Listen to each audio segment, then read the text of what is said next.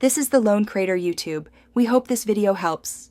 In this video, I will explain how to cook yogurt rice. To begin, gather your ingredients: 1 cup of short grain rice, 1 cup of plain, unsweetened yogurt, 1/4 of a cup of milk, and a pinch of salt. Ensure your rice is freshly cooked and cooled to room temperature, as this prevents the yogurt from splitting and creates the best texture. This simple preparation step is crucial for a smooth, comforting dish. For the base, use 1 cup of a short grain rice, such as pani or sona masori, washed thoroughly. Cook it with 2 cups of water until it is soft and fully absorbed. Once cooked, spread the rice on a plate to cool down to room temperature. This cooling step is vital, as hot rice will curdle the yogurt, affecting the final creamy consistency. Proper cooling ensures a delightful, smooth texture. Now let's create the flavorful tempering.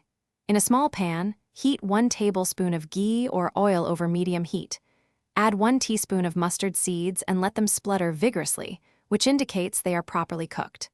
Then, quickly add 1/4 of a teaspoon of asafoetida, a few fresh curry leaves, and 1 finely chopped green chili.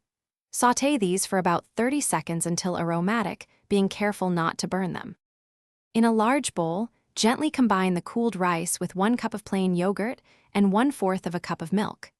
Add the prepared tempering directly to this mixture, along with 1/4 of a teaspoon of salt. Stir everything thoroughly until the tempering is evenly distributed and the rice is coated. Cover the bowl and chill in the refrigerator for at least 30 minutes. This allows the flavors to meld beautifully. Thanks for watching.